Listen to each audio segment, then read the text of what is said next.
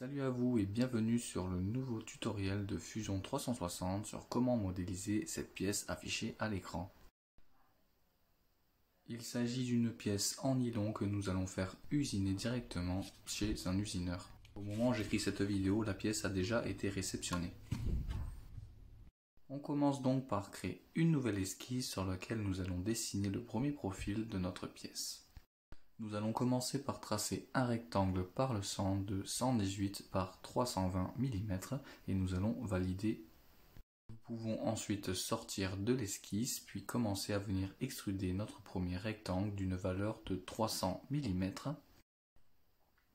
Nous allons sélectionner cette face pour lui faire deux empreintes qui seront symétriques. Donc nous allons créer un carré à partir de cet angle d'une valeur de 2 mm et de 40 mm. Dans le menu symétrie, nous allons sélectionner notre carré, puis nous allons cliquer sur sélection de l'origine et nous allons sélectionner l'origine bleue. Pour continuer, il suffit de sélectionner les deux nouvelles faces que nous venons de créer et nous allons venir les extruder à travers tout. On continue en faisant une esquisse sur ce plan-ci et nous allons dessiner un rectangle 15.5 par 58. Nous allons enfin venir contraindre notre esquisse à partir du bord de la pièce à une valeur de 30 mm.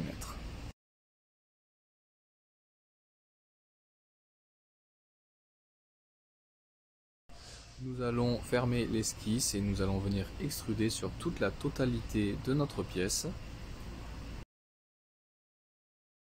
En règle générale, je ne fais jamais mes congés ou mes chanfreins de finition sans que la pièce ne soit complète, mais je sais que je ne retravaillerai plus sur cet endroit, donc je vais le faire à partir de maintenant. Je vais donc créer des congés de 1 mm et je vais venir valider.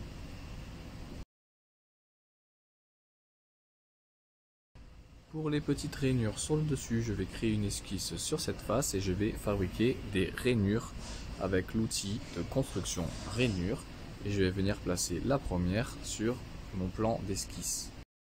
Donc je viens la coter avec un rayon de 6 mm, je viens l'espacer à partir de mon origine de 5 mm. Ce que nous allons faire ici, c'est un réseau rectangulaire. Nous allons sélectionner nos lignes de construction, nous allons choisir la quantité nécessaire ainsi que l'espacement, puis nous allons valider avec la touche OK. Maintenant, je vais faire une symétrie miroir avec toute cette nouvelle esquisse. Donc je vais sélectionner toutes les lignes de construction. Je vais cliquer sur le bouton symétrie juste en haut et je vais cliquer ma ligne Z des origines. Et je vais terminer avec le bouton OK. Je termine mon esquisse, puis comme à l'écran, je sélectionne toutes mes lignes de construction afin qu'elles apparaissent en bleu et je viens faire une extrusion de 5 mm. A partir d'ici, je vais fabriquer mon insert qui sera fileté directement dans le lion avec une pièce comme représentée sur votre écran.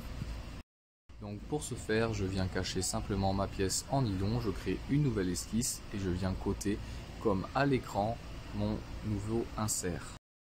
J'ai décidé de le faire de cette façon-là, à savoir dessiner un cercle, venir l'extruder, puis recréer une esquisse et de faire un diamètre un peu plus petit pour correspondre à mon filet.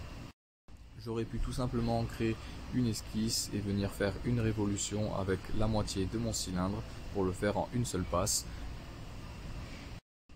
Mais cela n'a aucune importance. Je vais venir mettre des congés, puis je vais venir faire le filet sur le bord de ma pièce.